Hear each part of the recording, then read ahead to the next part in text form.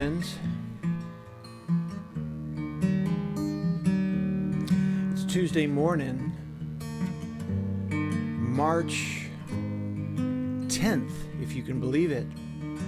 March is marching on.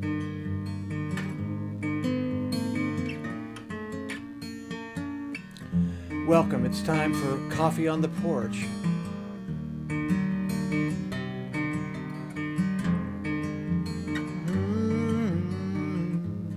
My name is Eric Folkerth. I'm a musician,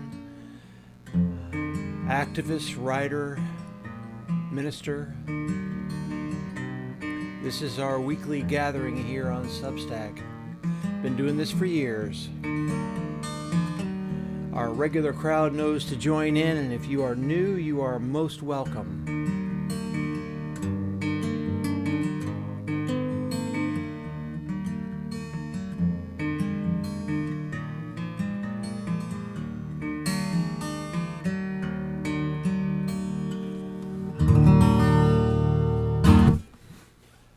All right, friends, let's just go ahead and get her going. Welcome. As I said, this is, I gotta adjust my mic a bit, probably today about there, maybe, I'm guessing.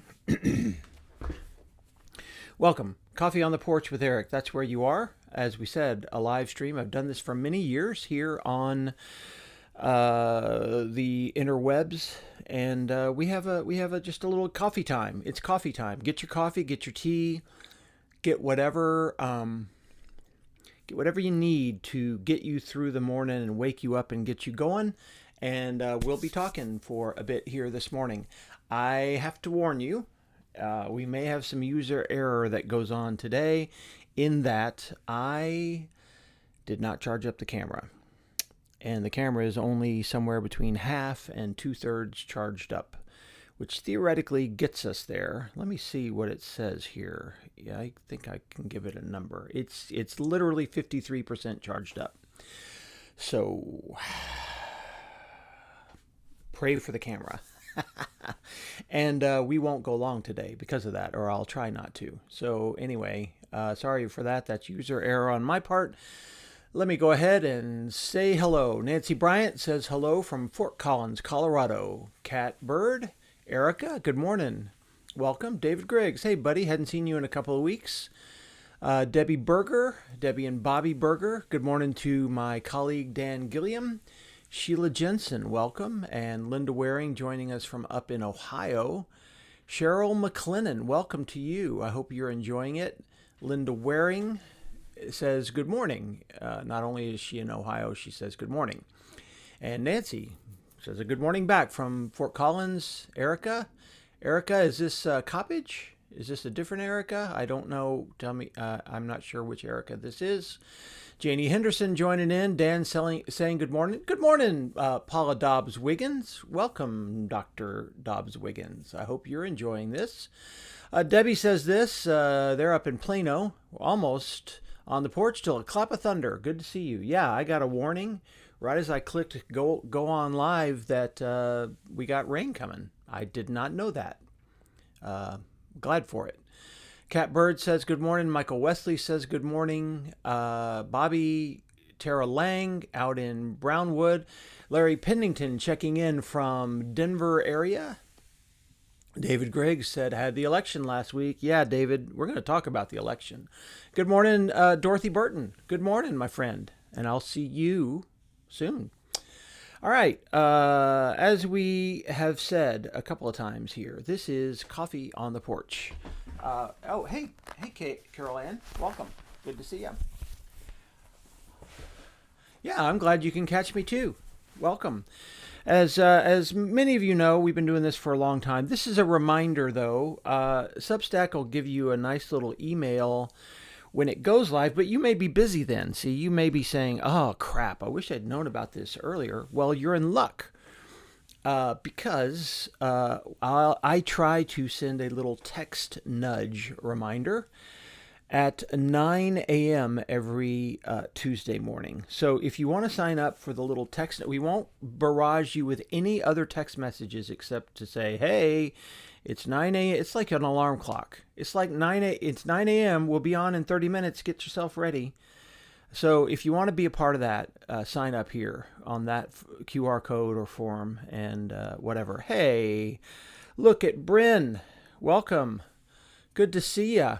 How are ya? I know you've been through a lot the last couple weeks. There's been a lot going on in your life up there. Welcome. Welcome, dear friend. Good morning, Sandy Londa. All right, let's get going. Just the generic reminders. First off, that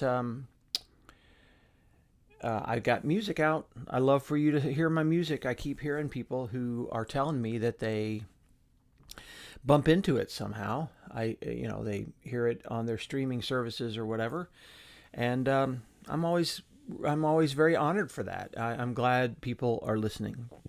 So check out, however you listen to music, wherever you listen to music, please check it out.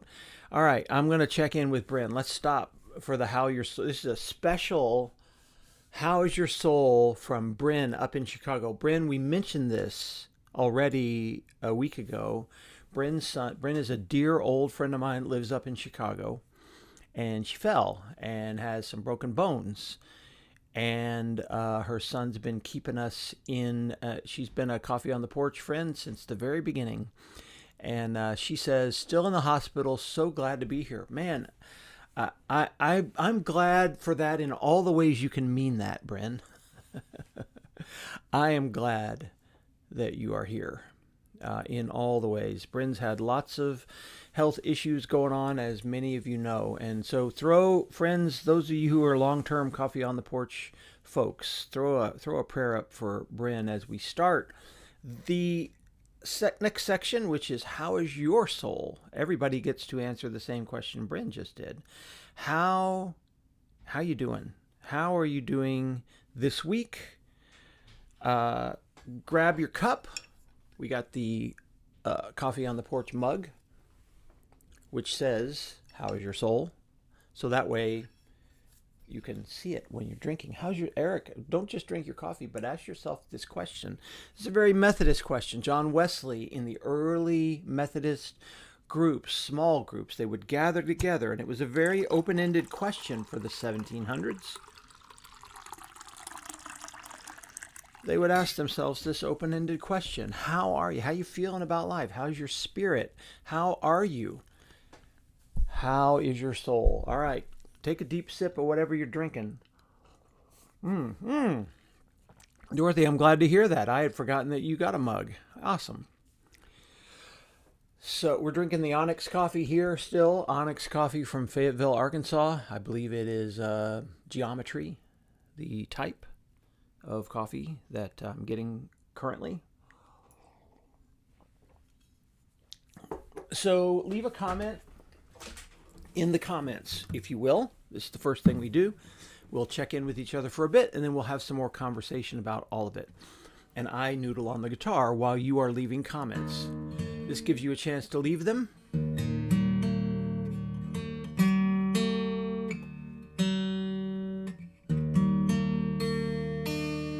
Oh, Bryn, I thought of a song this morning, for this morning.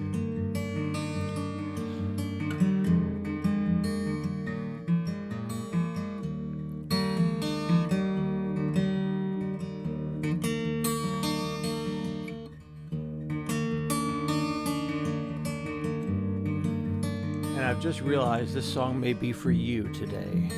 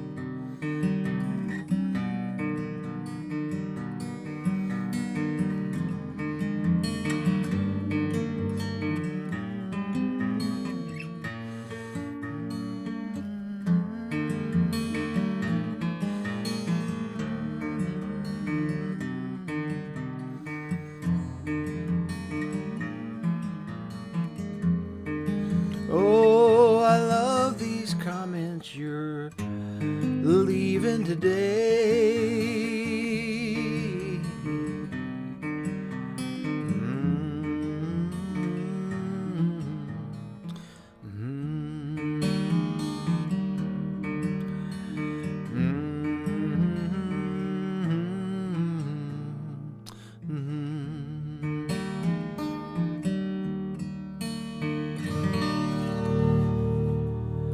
Bran, I bet you can guess that.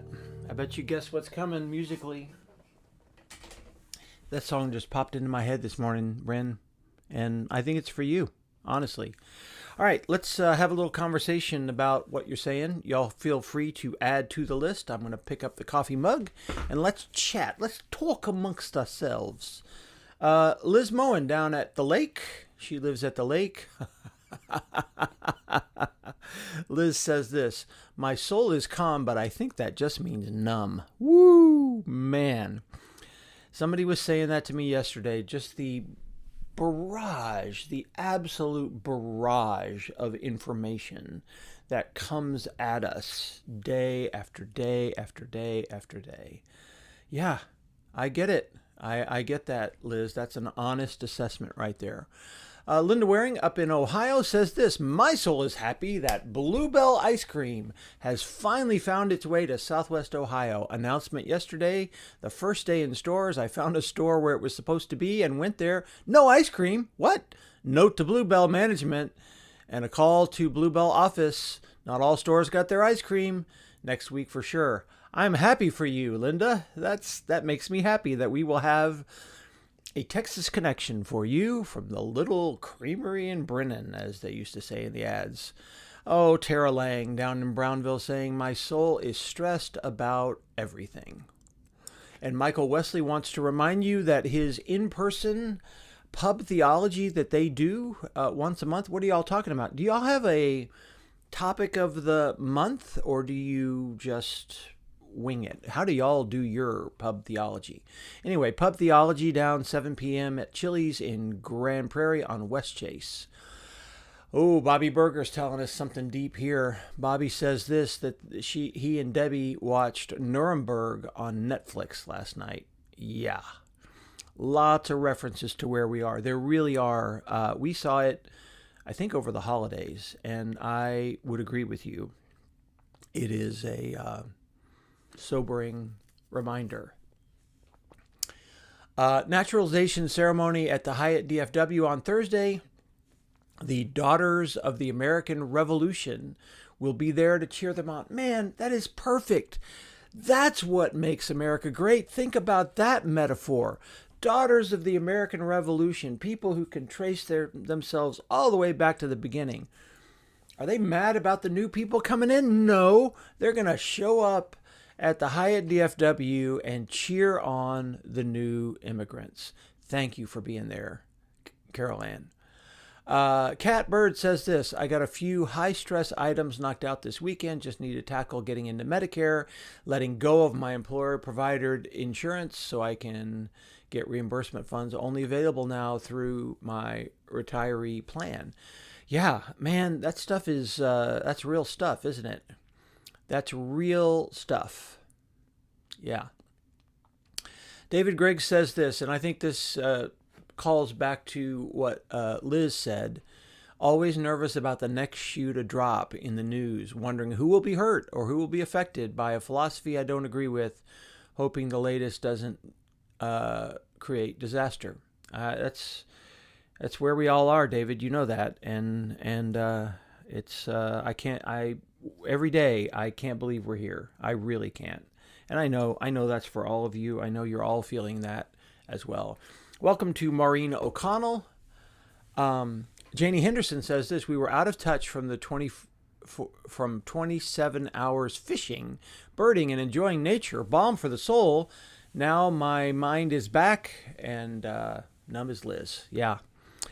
Well, I can't talk you down, y'all. I mean, I know this is where we all are right now, and it's a rough time. It's a rough time. All right, I'm going to plow on because I'm watching my battery because of my user error because I did not charge the camera. And it's it's churning down, and I don't know how to make it not. So it's gonna last as long as it lasts, and then we'll be done for the day. It looks like it might work. I probably just jinxed it, didn't I? All right. Well, let me go on with a few things. Voting, y'all. We had an election. I don't know if you heard that. Man, did we have an election here in Dallas County, Texas. This is a picture out front of the church. We were a polling place last Tuesday. I spent the morning with you Tuesday morning and then rushed over there, and I basically just spent the rest of the day greeting voters. And I do want to come back to that. I want to talk about the election, particularly the race that everyone is still, at least here in Dallas County, seems to be talking about. But I want to note this as well. This is Denise on the left here in this picture. And a bittersweet night for Hector and Cynthia Garza. Can I double audio? Can I do audio only? I don't know. I don't think so, Bobby. It's a good idea, though. I don't think that can work or will help. Hector and Cynthia Garza, pictured here. These are three distinguished alumni from the SMU Law School. Hector and Cynthia were both on the ballot on last Tuesday. Hector has been a distinguished state district judge, similar to what Denise was some years ago. And Cynthia has been a distinguished attorney working in exonerations, honestly, for many years, working with the concept of exonerations. And unfortunately, in the race on Tuesday, Cynthia won and Hector lost. And so that's an awkward situation. She is now going to be a new state district judge, and he, despite having served very, very well on the bench for years, was defeated in the primary. And this is the kind of thing that we are seeing here in Dallas County, and we have seen. Those of you who remember Denise's last election will remember what the real frustration that I personally saw there, and that she saw, the heartbreak. The same thing happened to her basically a year ago. And paradoxically, this was at the Distinguished Alumni Awards on Wednesday evening, 24 hours after the election. Hector got up to receive the Distinguished Alumni Award from Perkins, and that was the exact same thing that happened to Denise the day before, the year before. The day after the election. I'm reading your comments and suddenly worried. See, you guys have me worried. I think it's still working. Tell me, somebody else chime in. Is the audio on or what? Anyway, the exact same thing happened last year, where the night after the election, Denise had lost her election, a very, very contentious primary, very needlessly contentious and divisive, and she got up there and accepted the Distinguished Alumni Award. That, you know what a hard thing that was to do. To do that. Well, Hector, a year later, was in the same position, lost his election, and the very next day, God bless, got the Distinguished Alumni Award. Congratulations to Hector and Cynthia Garza. We got a little time out at the lake, went and spent a day out there. I sowed some wildflower seeds, which feels like a moment of hope. And then it started raining, which is what I'm looking at there. It literally started raining the moment I got done, which is about all you can ask for. I also want to remind you that last week I wrote an essay which is getting a lot of traction, and it's this essay, The Deep Nihilism of Evangelical End Times. A mainline Protestant observes this goofy but lethal theology. And look, I don't want this to be the whole thing we talk about, because I do think I talked about it last week. But, well, I may be having internet problems, y'all. I don't know what's happening. It may be on my end, it may be on y'all's end. I'm not even sure. Look, unless several of you are reporting it at the same time, I'm going to ignore it. So I wrote an essay. You maybe have heard about this new war and Pete Hegseth's theology, which is permeating the military,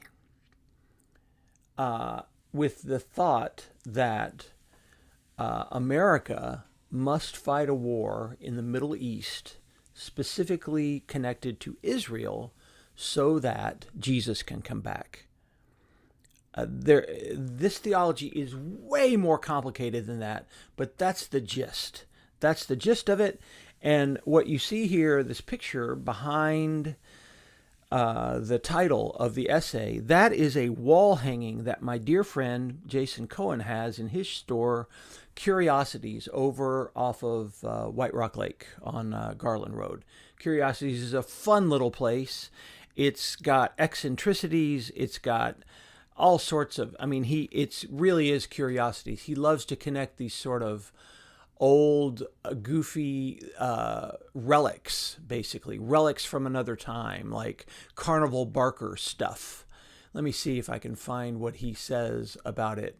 An emporium of objects dedicated to the past, slideshow banners, medical devices, porcelain, advertising, signs, tramp art, vintage cowboy apparel. So it is fun to go in there because it is a whole shop filled with this sort of old stuff.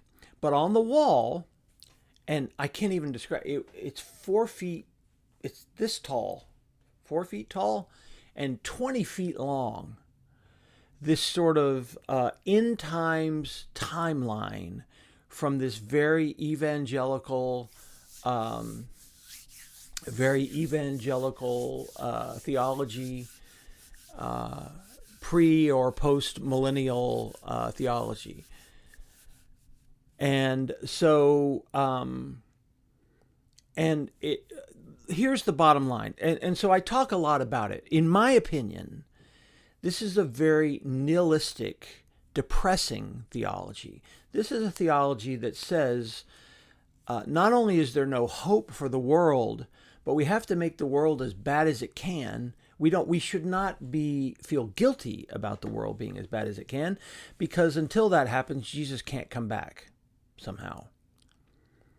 So there's a couple of things wrong with this theology from those of us who are United Methodists. And I got to tell you, I have people occasionally who sort of ask me about it, who sort of ask me to understand the various epics that are described and all this kind of stuff.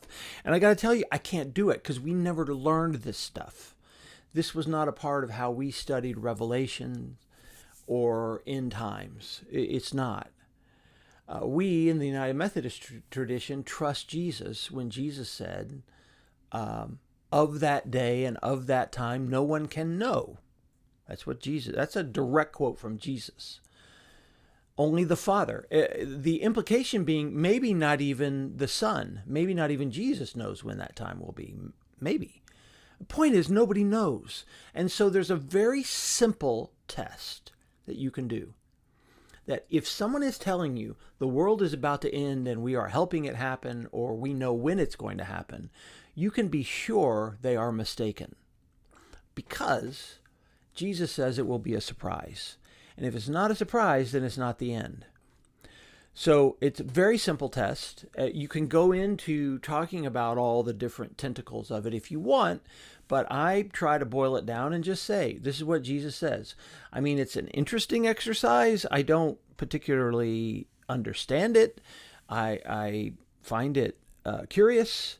But my point is, it is dangerous to connect geopolitical events from nation states today and to theologically baptize them with a form of Christianity. That is very, very dangerous. And that's what Pete Hegseth is doing, and that's what apparently many people in the military are doing. And I'm very concerned about it because that's how holy, that's literally crusade language.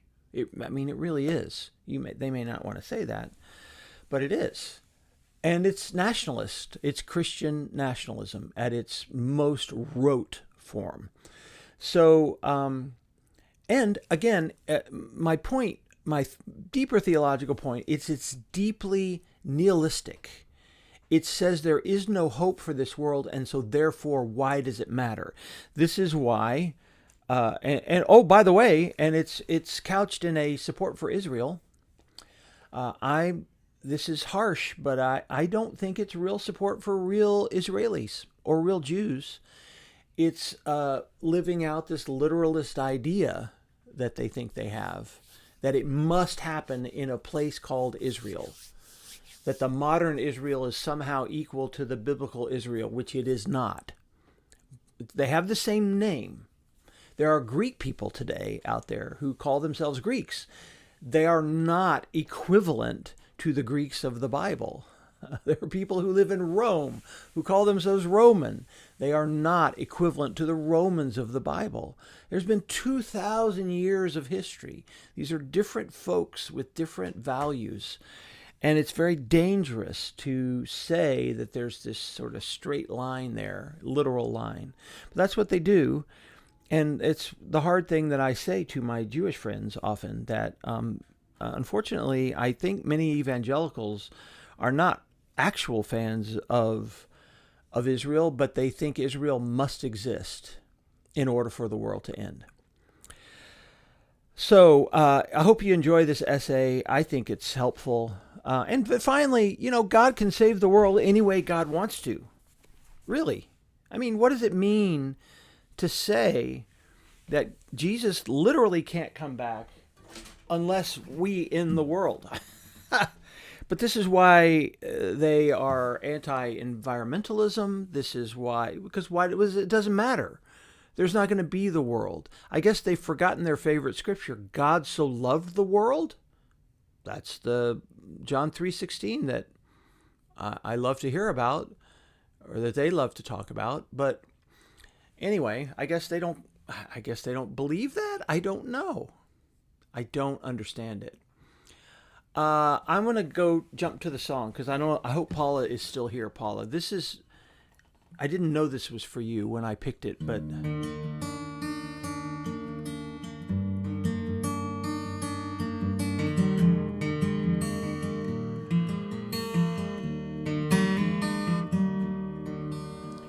it's a very deeply unhopeful time for many of us. Many of us are feeling depressed about our future. You're worried. I know you are. We're all worried. This is a very old David Wilcox song. As spring is starting to explode around us, and it is early here, y'all. I'm going to be mowing the yard by the end of this month, which is insane, probably. That's what I'm looking at.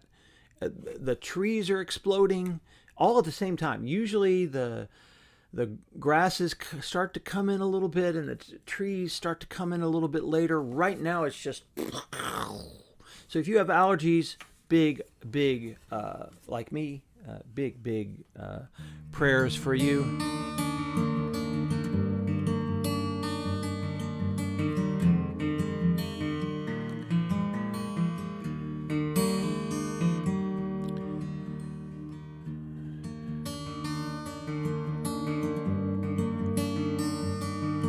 This is an old David Wilcox song. Listen to the chorus and believe it as a hopeful message for you today.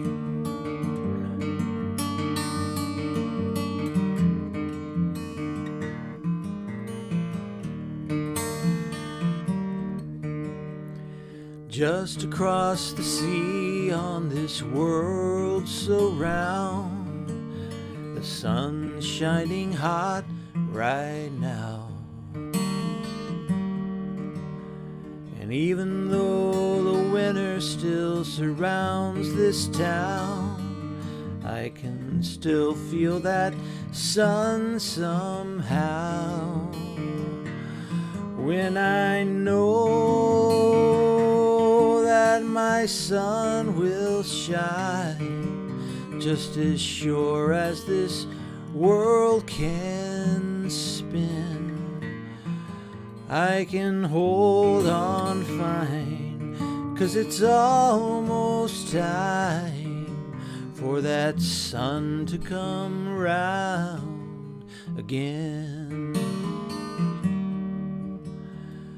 So I'll walk across the sea on this, so I'll walk beside the sea on this frozen ground where there once was a warm weather crowd. Even though that summer's been a long time gone, I can still feel that sun somehow. When I know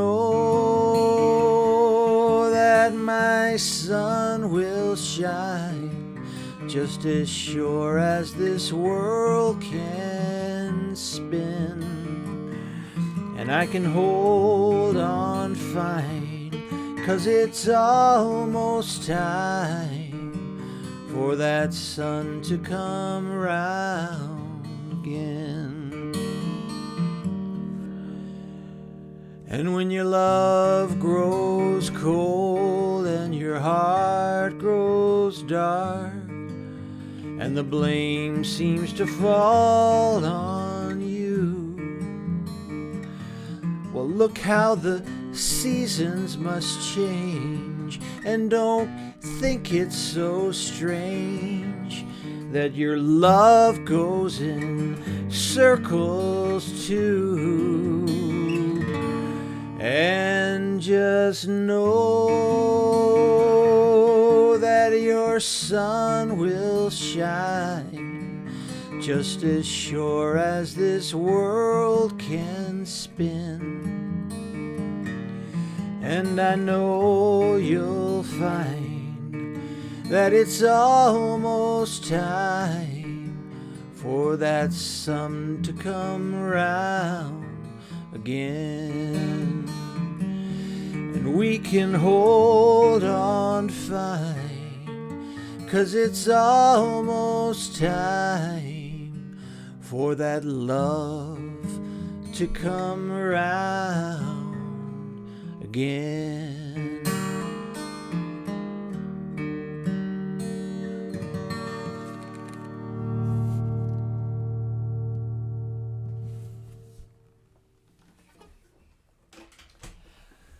A simple song, simply deceptive, deceptively simple song from the great David Wilcox. Just hold on fine, 'cause it's almost time for that sun to come round again. That's the feeling we get every year about this time. That's the hope we hold on to in the middle of the winter. In the middle of the winter, as Pierce Pettit says in his song, if it wasn't for the night, there would be no spring. And it just seems to be a part of the whole pattern. So I know it feels dark and cold and lonely, but hold on fine as that sun comes back to us, as the love comes back to us. That's the message of Easter. The message of Easter is a message of hope for our world, because God so loved the world. Let me see some of what some of you are saying. Yes, Erica saying this loss was as shocking to see Denise's. Yes, it was. Thank you, Dan. And Bobby Berger, Bobby Berger says this: Israel embracing evangelicals thinking they are benefiting from this is detrimental to Israel. I have to agree with you. And David points this out. I think this is very important. All evangelicals don't speak the same about environmental protection. Some are deeply concerned about protecting the future. Maybe it's just the nationalists who believe the other view. That's credible, David. I think there are Christians of all kinds who understand a more hopeful view of the world and of geopolitics and want people to get along and understand each other. I think that's true. So I can agree with that. I can absolutely agree with that. Good morning, Sandy. Sandy, welcome. All right, friends, I want to talk just a bit. This is delicate because if you were here in Dallas, you know that, well, in Texas, you know that this was the conversation. The conversation was all about these two wonderful human beings, James Tallarico and Jasmine Crockett, who were both running for Senate. And as you can see from the graphic, James Tallarico won that race by 100 and I think it's 140-ish thousand votes that he won. And you can see his counties in the green, and you can see her counties in the blue. There's been a lot of conversation about this race. There are a lot of people with a lot of opinions. Someone excuse me, someone else in the chat already talked about somebody's theory of it. Where was that? Roland Martin. I look, here's my thought about it. I don't think we can look at one metric for why the race turned out this way. I think there are I think particularly here in Dallas, because Jasmine is so beloved and known by so many of us as a fierce member of Congress. I think there are many people who are shocked. There are, and I get that. Elections are always about math, and the broader the election, the more complicated the math, and the more complicated the coalitions that have to be formed in order to win.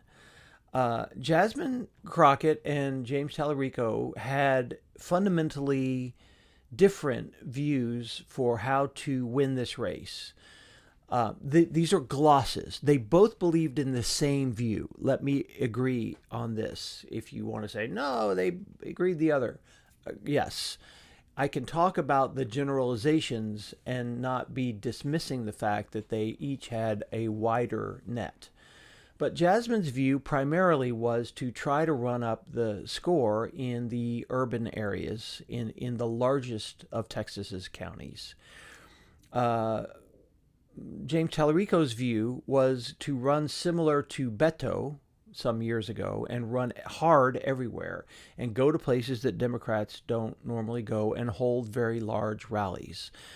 But Tallarico also ran for a year. He had just about so this picture that's up here of myself and James preached at our church, in full transparency, back in September of 2024.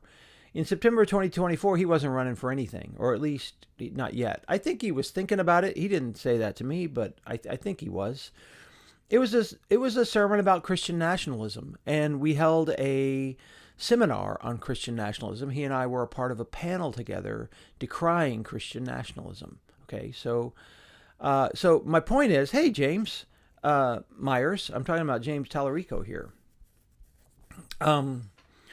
So he was running for a long time. Jasmine, look, for most of 2025, I think it'd be fair to say many people just assumed she would stay in the Congress as the fierce Congresswoman for the 30th District. I don't think, I could be wrong, but I don't believe there was a lot of conversation about her running. So then the redistricting happened. And Jasmine decided to get in the Senate race, which is absolutely her right to do so. Absolutely. I want to be very clear. I'm not mad at her for doing that. I will say it's the same thing that happened to Denise. She filed on the filing deadline after Denise had been running for a year. But it's absolutely her right to do so. But it did mean she was behind organizationally. She hadn't been running for a year. She hadn't been holding rallies for a year. And she had a great team, but they were mostly based in the Dallas area. And I think that had a lot to do with the difference. There are lots of conversations. I had this picture, and this is just another picture. This is from that same picture. This was Denise and Jasmine running a couple years ago. Down. This is a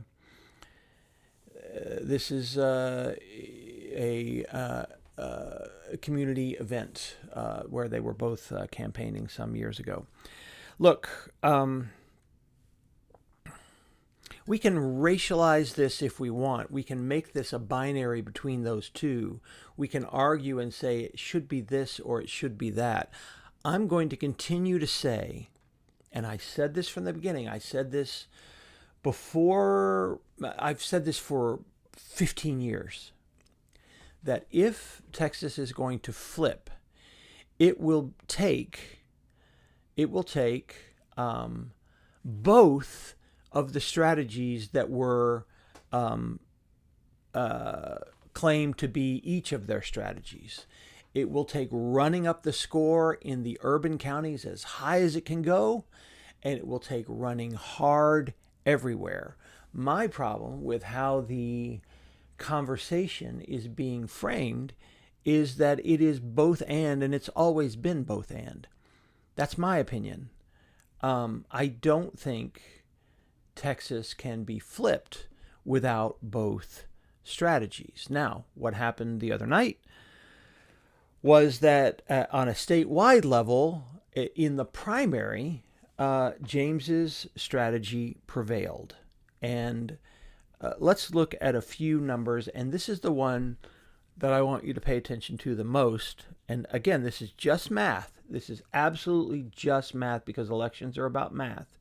I want to compare Texas's two biggest counties. This was, again, part of Jasmine Crockett's primary theory to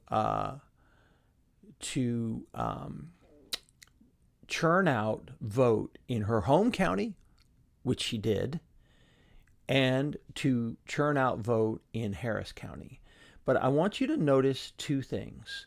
Look at the registered voter number and see that Harris County has almost double the registered voters of Dallas County. Now, look down at the party share number, the D number. That's the number of Democratic votes that came out. Dallas County, 135,000. Harris County, 176,000. Dallas County share, by the way, 75-25. Wow. 75-25 Democratic. Harris County share only 60-40.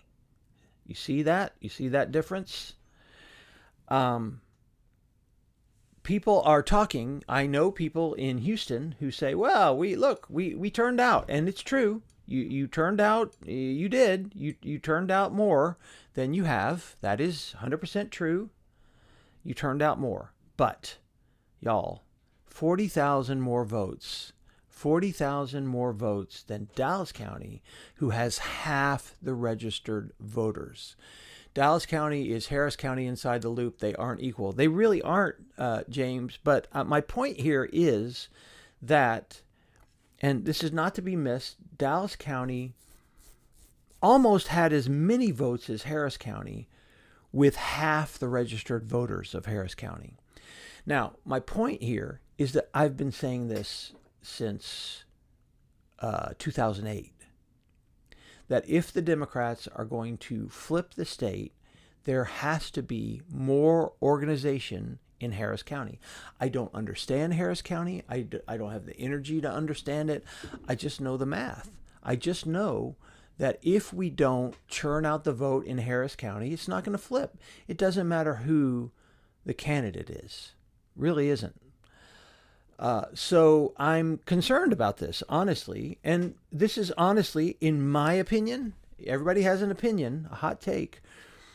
If I ran the numbers, if Harris County had turned out at the same level as Dallas County based on their population, Jasmine Crockett might well have won this race. Maybe not, maybe so. It would have been a lot closer, absolutely a lot closer.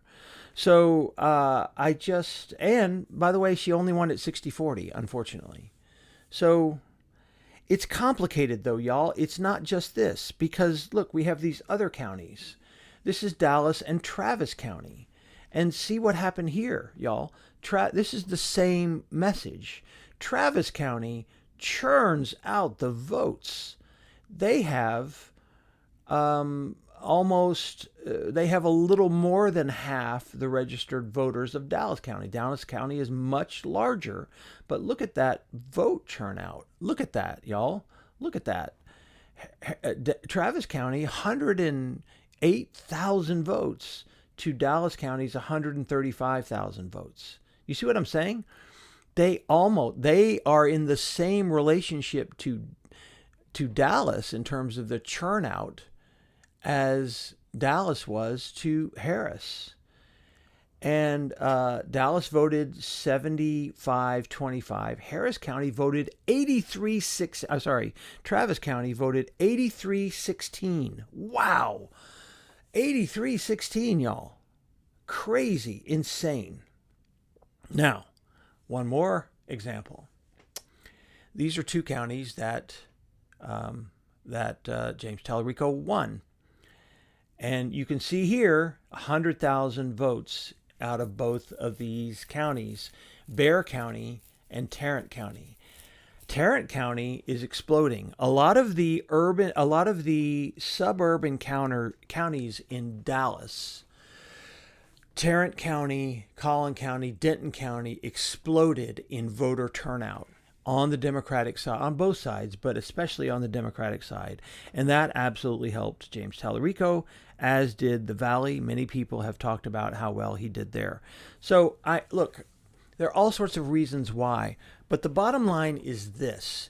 Tallarico ran the statewide strategy of churning out the vote statewide in all sorts of little places, floating all boats up. Crockett's primary theory was to really push on the Democratic strongholds, and she did that, but she only won those mostly 60-40 as opposed to 70-30.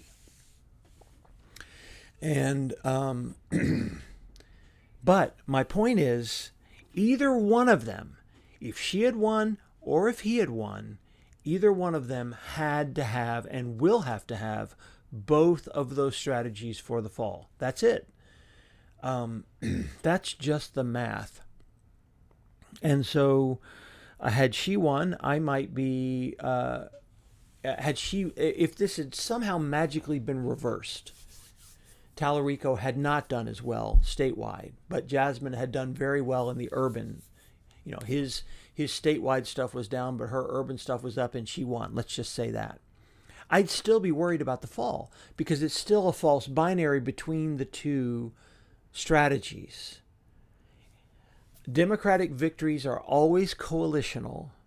They're always coalitional between these strategies, urban, rural, everything together. Statewide races are always coalitional. And so we have to have everybody showing up, black, white, brown, Asian, men, women, rural, urban, poor, rich, unions, LGBTQ community. And I'll remind you, we talked a bit last week about Jesse Jackson and the Rainbow Coalition, and he was my entryway into all of this on the political left. And he used to talk extensively about these coalitions, about the Rainbow Coalition, where everyone is welcome. Everyone is welcome. We have to center, particularly at a statewide level, these coalitional groups. Let me read you some of this stuff. Socioeconomic education, ethnicity, and likely voting. David Griggs says this: the Texas Democratic fall statewide GOP get out the vote operation for the general election will be based on Harris County. I did not know this, David. That's what we need, David. That's okay. That's the most hopeful thing I've heard in 2 months. I'm not joking. I'm not joking, because as a Dallas County voter who watched our county flip in 2004 to 2008, we've been seeing this for 20 years, and we've been believing that the state could flip, but it takes all the big counties doing what Travis and Dallas do. Yeah, Kendall, God bless him. Kendall Scudder, my neighbor, he lives a block down the street. I don't know if you know that, David. He's literally, I see him in the neighborhood sometimes. He and I have talked about this kind of strategizing a lot. I think he's being very strategic. He has worked to run candidates everywhere statewide. Yes, that side of it. And now I'm hearing you say he's wanting to focus on Harris County. Awesome. Brilliant. That's it. That's the both and. I don't know if it's going to work, but I know that if Democrats win, it will be because of that. It will be because we reject the false binary and bring everyone into a coalition. All right, well, that's enough geeky election math for you today. And in terms of what happened in Dallas County, it was a crap show, all caused by the Republican Party. Let me just give you one anecdote. And there were some areas where it was the Democratic vote that was most harmed. I will tell you, at Kessler Park, they estimated something like 80-ish to 100-ish people showed up to vote that weren't supposed to be there. Half of those were Republicans who were supposed to be at a different place. So they were hurt just as much. And in fact, sometimes more, because many of the Democrats were voting in the place that most folks knew about. So Republicans had to find new places en masse. So it hurt them. I'm not trying to defend them. I'm just saying it was kind of a dumb strategy, because it's cut off their own nose, frankly. But it was very serious. There really was some disenfranchisement and some chaos at the end. My understanding is there were 2,300, David, do you know this? See if you know this. 2,300 of the perhaps provisional ballots that might have added to the total between 7 and 9 p.m., that wouldn't have swung the election. And Jasmine, at a 60-40 split in the county, Jasmine, I think I saw this math, there would have had to have been 240,000 more voters. Let's just talk about that. 240,000 more voters in order for her to, if there had been 240,000 more voters, so Dallas County would have turned out at something like 28%, something like this.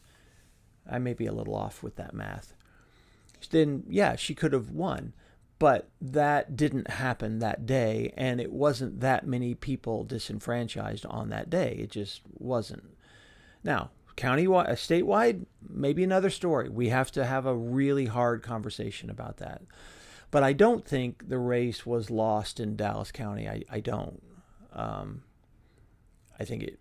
Anyway, there's a conversation to be had, and we will definitely have it, about securing the vote and the franchise for everyone in the state. Okay?